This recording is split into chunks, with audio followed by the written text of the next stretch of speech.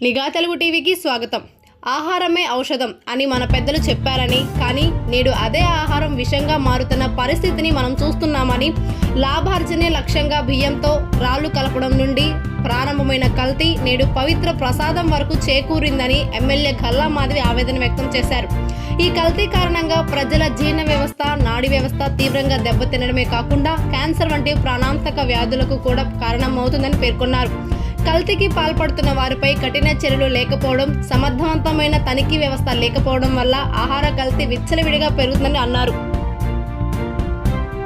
లాభార్జనే లక్ష్యంగా బియ్యంలో రాళ్లతో మొదలై నేడు పవిత్ర ప్రసాదం దాకా చేరుకుంది అధ్యక్ష. ఈ కల్తీ అధ్యక్ష జీర్ణ వ్యవస్థ, నాడీ వ్యవస్థ కుప్పకూడమే కాక క్యాన్సర్ మహమ్మారి గుప్పెట్లోకి తీసుకువెళ్లి ప్రాణాలను కబలిస్తుంది అధ్యక్ష. ఈ కల్తీ అధ్యక్ష కల్తీకి పాల్పడిన వారి పట్ల సరైన కఠిన చర్యలు లేకపోవడం, సమర్థవంతమైన తనిఖీ వ్యవస్థ లేకపోవడం వల్ల విచ్చలవిడిగా కల్తీకి పాల్పడుతున్నారు అధ్యక్ష.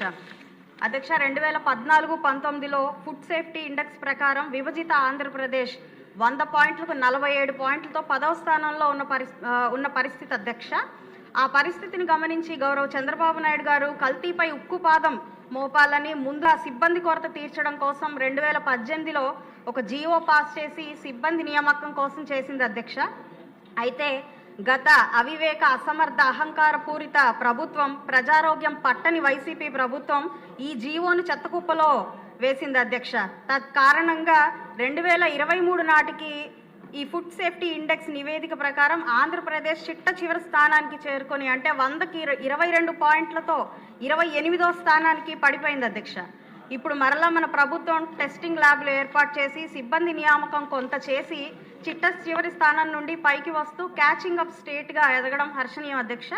అయినప్పటికీ జనాభా నిష్పత్తి ప్రకారం సిబ్బంది లేని పరిస్థితి కనపడుతుంది అధ్యక్ష. తనిఖీ వ్యవస్థ కూడా పటిష్టం చేయాల్సిన అవసరం ఇంకా ఉంది అధ్యక్ష.